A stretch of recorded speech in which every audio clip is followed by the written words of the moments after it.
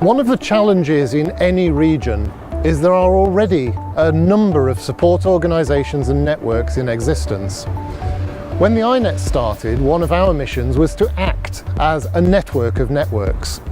The challenge was not to replicate, not to duplicate anything that was already in existence, but to leverage each other, to understand the strengths and weaknesses of each network and bring them together for the increased benefit of the SMEs within the region. So within the first 2 years of operation, we ran a lot of events where we brought those networks together. We learned from each other, we learned what we were good at, we learned what we were not so good at.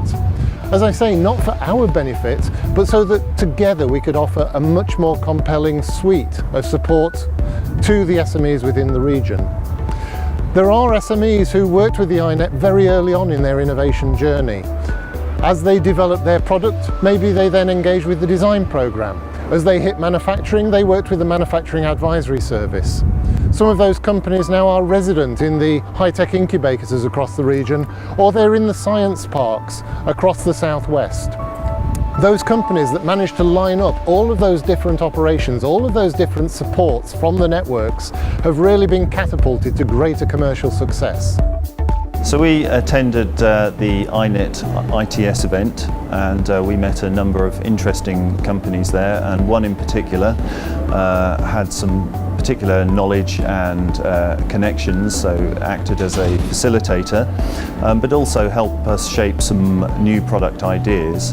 As a result of that collaboration, we were then introduced to a third company who is already prominent in that sector, and they approached iNet directly for some grant funding, and as a result of that we were then contracted to do some work for them, and they've gone on to launch a product based on that work.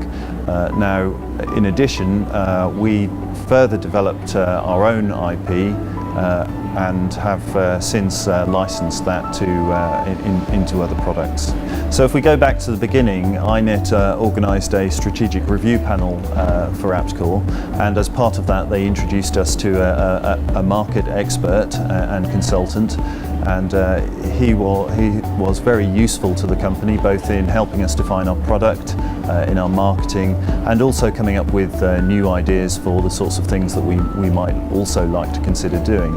And as a result of that, we came up with some new product ideas, but they didn't quite fit into the business model of APTCore. So we set up a spin-out company called Fusion Processing, which is more of a product-based company selling fully finished manufactured products, and that's gone on to be very successful in its own right. Microelectronics funding is really important to a company. It allows the SME to engage with professional companies like Cubic Innovation for advice and guidance. All of the SMEs that have received Microelectronics iNet assistance have seen a step change in their business. Microelectronics iNet have introduced us to around 35 SMEs over the last 2 years. These companies came to us often with an idea, and we helped them with a prototype and moved that idea through into a production unit. For example, one of the companies based in Bristol came to us with an idea, and we developed that idea through our process. They're currently manufacturing around 5,000 units in 2015 with a total revenue of about £1.5 million. These links to other SMEs have promoted their position in the supply chain and led to faster innovation in the cluster. Using links with local suppliers such as Realise and Amalgam, we can offer working prototypes for our customers rather than sketches and graphics.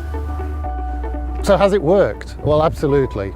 The Microelectronics iNet alone has engaged with over 1,000 companies. We've directly supported over 300 of those, 141 so far with an intensive assistance. But more interestingly, between 50 and 60 of those companies have directly engaged with multiple other networks within the region, and a smaller number with several of those agencies. But that's not the end of the journey. We're now continuing to support those companies by connecting them to wider networks, to the Enterprise Europe network, to UK Trade and Investment worldwide, extending their global reach, giving them export opportunities into overseas markets. The journey doesn't end once the iNet finishes supporting.